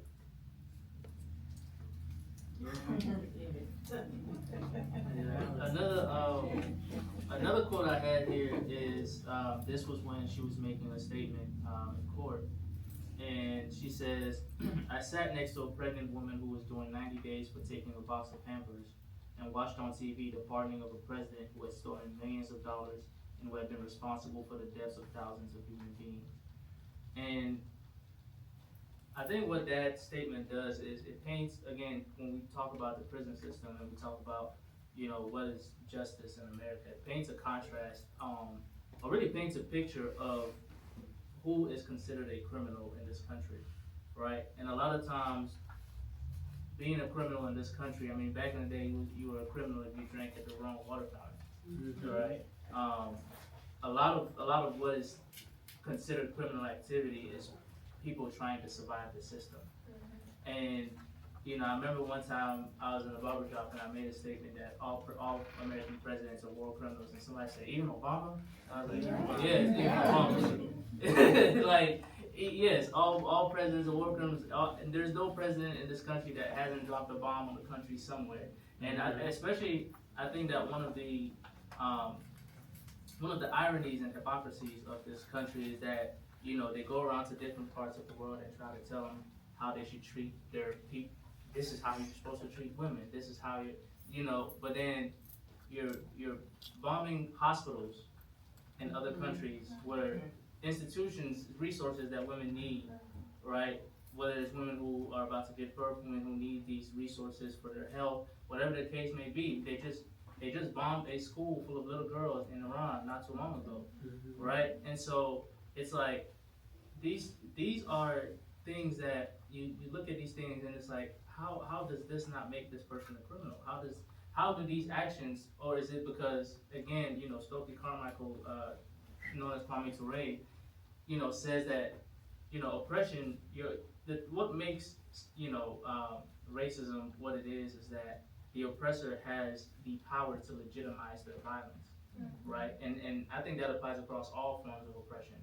And so when you have people who have the power to legitimize their violence, they get to say who is a criminal and who isn't, right? The police, firing almost over 100 bullets into Fred Hampton's house, those are not criminals, but Assata Shakur allegedly, possibly shooting a police officer is considered a criminal, right? And so it's, and she just uses a simple example here of a poor woman who was just trying to get resources for her baby, sitting in prison while you get to watch a president being pardoned for stealing millions of dollars and responsible for the deaths of thousands of human beings. And so, and I think that one of the things that stands out, like Dr. Bragg mentioned earlier, is just the ways in which she went about her interactions and how she was able to kind of escape the system. And she made the very intentional choice of not legitimizing the courts by not participating in her own trial, right? Once she realized what was going on and she realized that, what am I trying to do fighting the system? I understand how the system works, and me trying to, jump through all these loopholes and things and trying to make an appeal for herself in this court is legitimizing a court that is illegitimate. And I think that one of the foundational responsibilities of, people who are resisting is to delegitimize institutions that are created to oppress us, right? And I think that that's something that she in my opinion, accomplished in her work. Any thoughts on that? That makes me think about what's going on right now. Where we see this man has scandal after scandal involved in ring after ring, and he's still sitting in office. Yet we have, people, like she said, can't, afford simple basic necessities that are deemed as criminals, versus this man has outlandishly done things that are actual crimes against humanity. And still, it's almost like he's pretty much pardoned himself. He has. It makes me think of how down in Camden County right now, there's a black woman fighting for her freedom because she took an abortion pill. Meanwhile, 34 felonies, war crimes, just thing after thing after thing keeps coming to light about this man, and he's pretty much become untouchable. To the point that that's why we are questioning whether, do you think that he's really gonna allow another election? You know what I'm saying? And one must think about it, like, as we keep talking about these Assata Shakur's story of over 40 years ago, as Gail said, history may not repeat itself, but it's rhyming. We're seeing this, but it is essentially repeating itself because it's a cycle. You know what I'm saying? And it's just wash and repeat,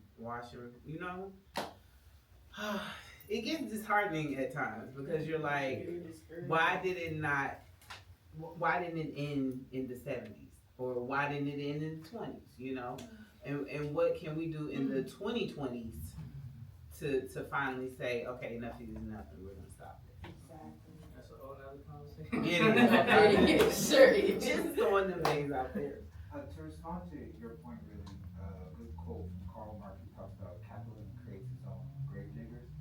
And I think historically, especially after like the 40s, country did a really good job, capitalism, white supremacy did a really good job of like bringing in so many groups, making them assimilate into capitalism, and giving them, even if it was crumbs, which they've done to white people historically forever, but more and more people under like neo-colonialism, whether it's in Africa or South America or even in our communities, especially in Atlanta. Like with Andre Dickens and them, they got to serve imperialism and white supremacy because their class, the petty bourgeoisie, whatever, they got to benefit. And when I think about how we know things are different, how we know things are getting better, or how we'll reach people, is that our enemy is always on the move right now. Like they're attacking people's ability to vote. They're attacking people's ability to live freely, to move freely. And it's pushing people who maybe are sitting in the middle of like, well, I'm gonna wait to vote, or I'm gonna wait till this and that. It's pushing it to the forefront. And that we have spaces like this where we're already working on what are we gonna do, how are we going to ensure that we'll be able to survive these things. More and more people will come and find this home that y'all are building here and that other people are building across really the world, and just add themselves to it. So I think we have a lot of work to do as far as like, what does it mean, what's next? Me personally, a lot of people, we say socialism, we say we're going to struggle and get to the root of colonialism, capitalism, imperialism, and more people are going to come because they have no choice but to us, to organize, to build movements, to actually say, there's no more to get from this system that exists right now. So we might as well just be done with it. And like, if he stops the election, well then the people who are like, well, I believe in voting a lot, it's gone. If they continue with, well they will, with the detention centers, with bombing countries across the world, Iran, Cuba, et cetera, more and more international solidarity will happen because of like, the harm here is happening over there. Those are my people, Iranians are my people. Whatever like they say about women's rights and stuff like that, they don't get to speak about women's rights when they do what they do to women here. Like that's not happening. Like trans women in prisons right now are being forced to be transitioned. Like you can't say you support women at all when you're harming women in our communities everywhere and bombing a little school of children, like little girls across the world. So I think for us, the role is really to make sure that more and more people have a place to come because they're gonna need it, just like we needed it at some point. We found it and we've been making it. So that's why I think, when sometimes communists say revolution is inevitable or socialism and communism are inevitable, it's also due to our enemy always doing things to ensure that we have no choice but to fight them, but to try to overcome them. So that's what gives me a lot of hope that they'll never stop being evil and we'll never stop trying to be good. Absolutely. I like that. I have one more quote for us to discuss, and I have one that I'll end us on. This one says, "You can't claim to love people when you don't respect them, and you can't call for political unity unless you practice it in your relationships." And that doesn't happen out of nowhere. That's something that has got to be put into practice every day. And again, that makes me think of when we talk about women in resistance movements, women in organizing spaces, right? We can't say that we are for liberation and we don't practice, like she says, the respect of the people that are in these spaces, all of the people in these spaces, right? And I think that it's important that when we have these calls for unity and we have these calls for, we've got to come together. We have to be very clear about the terms on which we are coming together, right? We have to be clear about the dynamics that are going to, dictate what this unity looks like. It can't be unity where one half of the group has to be silent and the other half of the group gets to dictate everything. And so I think that's important because, and then as you said, you have to practice it in your relationships, the ways in which you show up every day in the world, in your family, in your community, with your friends, whatever, coworkers. When I see somebody that, speaks to women a certain way or treats women a certain way or says certain things, I can't then blindly believe that this person is going to come to an organizing space and automatically be better, right? And I think that that's a mistake that is often made. One of the ones that I cite historically is the bringing Eldridge Cleaver into the Black Panther Party. That man was an admitted rapist. Why would you bring somebody like that into your organization, right? And that's a decision that I think did the organization a lot of disservice, and I think that looking back, a lot of them have said the same things, and so it's like, you know what they say, when people show you who they are, believe them, and I think that that's important. When you see the way people carry on in everyday life, you gotta understand that that's their character, right? And so when we talk about organizing and unity and these kinds of things, don't bring people into the fold that you see that they don't know how to have good relationships just in their everyday life. that's not gonna do us. Because at the end of the day, we're all trying to build a human connection with each other, right? We're all trying to establish a world where everybody gets to live a dignified human life. So, you know, it has to be made up of people that carry themselves that way in the world already, you know, or at least are willing to learn how to carry themselves that way. Does anybody have anything you want to add to that? So I heard a lot of people say, especially black people, like, I don't talk to white people about race. So I'm like, okay, you tired of having a race talk with white people. If I'm somebody who professes like, okay, I'm for women, I put it like this. A man made a racist, sexist joke at my job the other day and I laughed. Who really wrong? That was weakness in me. And if I don't root that out, then I'm useless.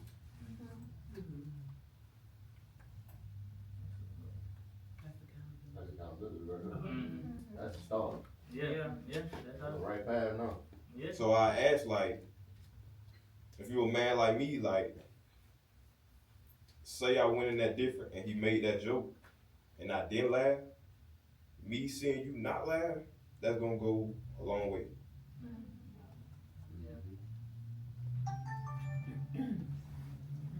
I just wanted, okay, I was just gonna say, that's so true, like, me as a white person, I come from a little town that to this day has only white people. It's in Northwest Florida, it's about 500, 600 people. And I think about, this idea of my battles when something's gonna come up and I should have. And so I see this as a journey, it will take. Have I react, or women have to go, okay, you one of them. Like, like that would devastate me. You know what I'm saying? So I think that's something that, like we have to realize that we need to be able to be safe spaces for the people in our community. And like you said, when you say that you are for something, like, you gotta show that in everyday life. I can't come up here and, I can rah-rah talk about Assata Shakur, but then, like you said, if I go outside and do something that is not reflective of those principles that I've just said, then somebody's, he faking, he's not really what he says that he is, Anybody wanna add anything else to that? One last thing, it can get tricky out there. Because you gotta work and you got a family you're trying to support. And it's gonna come with age. You'll be able to spot it and you'll be able to find that right time to correct it. But don't beat yourself up if you got to kind of mask just a little bit to still take care of your responsibility. You get what I'm saying? Oh yeah. But you talk it over. See, the main thing is to get it out. Yeah. This is what happened. This is either what I did or what I didn't do, and this is why I didn't do it. And then you'll start to see it, and then you may can even just shield yourself from people that talk like that, so you ain't even gotta hear it. And then you'll start aligning yourself with people that got the same core values as you, and then y'all are gonna shout out there. I just didn't want you don't. It's gonna be some time. Yeah. Unless you absolutely got nothing to lose, like me. I'm retired from the army, so me and my wife really can go out here and be y'all voices. Because they can't mess with our money. That's right. Folks in Milledgeville got work, and Milledgeville so small, everybody know everybody. And then everybody know everybody that done hired somebody. So somebody say something, and they'll know within 10 minutes, and then that's your eat, your bread, your livelihood. So I just want to just keep doing what you're doing, do what make y'all comfortable in y'all little family environment. Don't beat yourself up, but you starting to see it, you starting to notice it. Kudos, my brother. Yeah. And something you said is funny, because one time we was having a conversation and your wife said, "You don't work in Baldwin County, do you?" And I said, "No." She said, "That's why you're able to do what you're doing." And that's true, because a lot of people, they don't want to risk that security that they have. And the quote I want to close this out on, she says, "If you're deaf, dumb, and blind to what's happening in the world, you're under no obligation to do anything. But if you know what's happening and you don't do anything but sit on your ass, then you're nothing but a punk. And I love that quote. I love that quote because a lot of times we say, a lot of times we say knowledge is power. But honestly, knowledge is power, but knowledge is also responsibility, right? That's why they say ignorance is bliss. If you're ignorant, you really don't have any responsibility to anything. But if you know, you have a responsibility, and I think that, one of the things that saddens me is that there are a lot of people walking around who know and have forsaken their responsibility to do something about it. And I'm always, happy when we do on our events, to see the people that show up and the people that I know are actually doing things, in the community. I mean, many of you here, anytime y'all call me for something, I'm picking up and I'm there,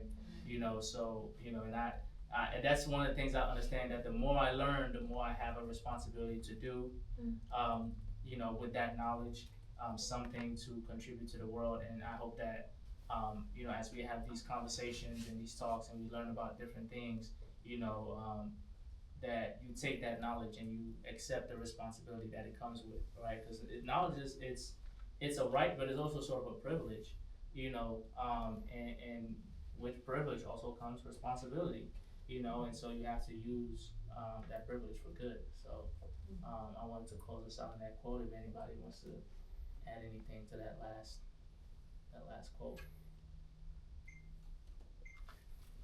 The first time I came, I came to the barbershop. Yeah.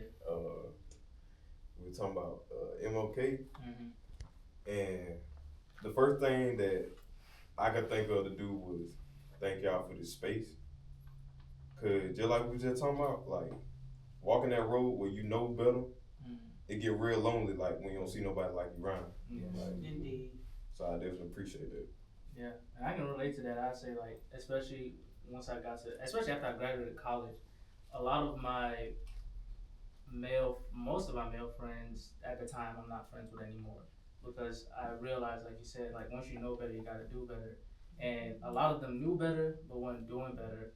And I realized, like Maurice said, I couldn't be aligned with those kind of people, because that takes you off the path that you're meant to walk as somebody who you know better and you want to do better, right? And so now I only so if you're not somebody who cares about your community, who's doing things in your community, somebody who wants to be better, I don't even want to be around you, because it becomes a distraction, and then it's like people want to take you away from things that you really need to be doing, right? So and that's why I create spaces like this is for people to be able to find each other, and we can talk about these things and we can decide what it is we want to do about them.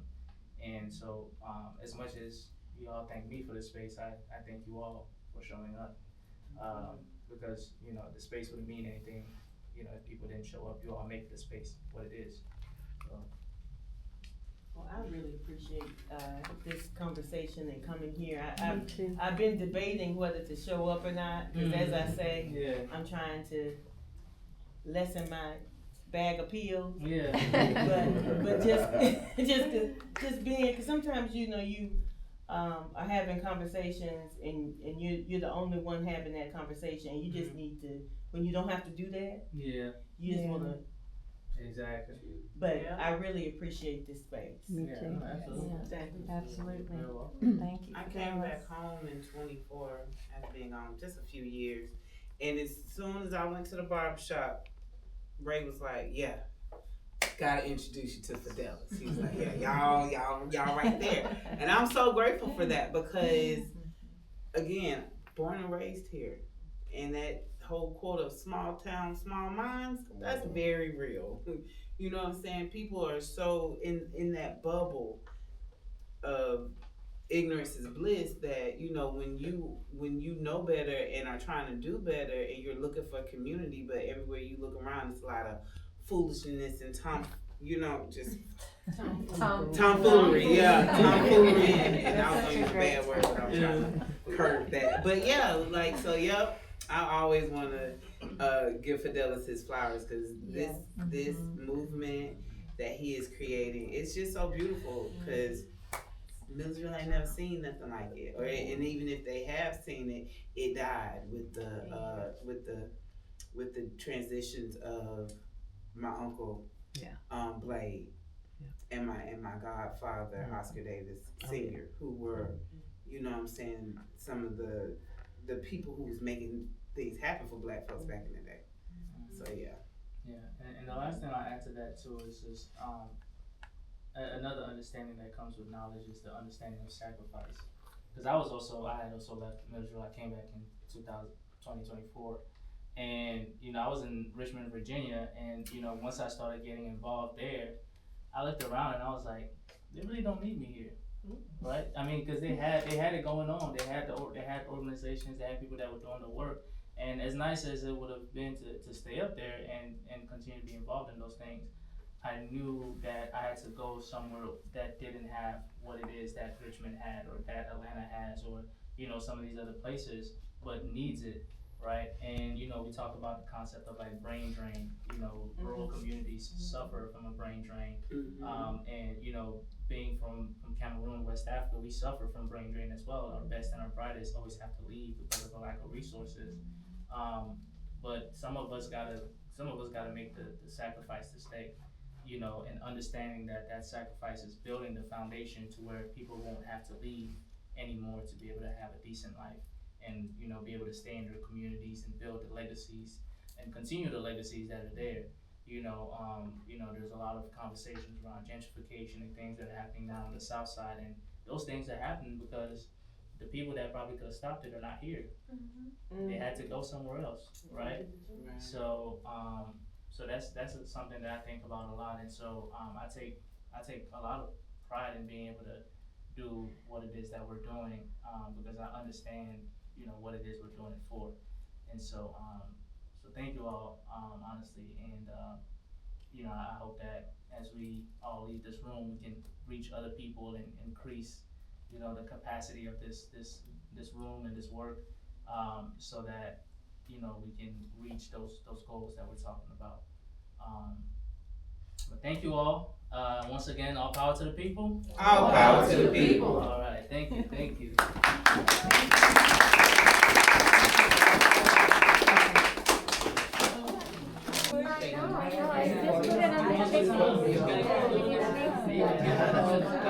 It goes into his field. This goes into somebody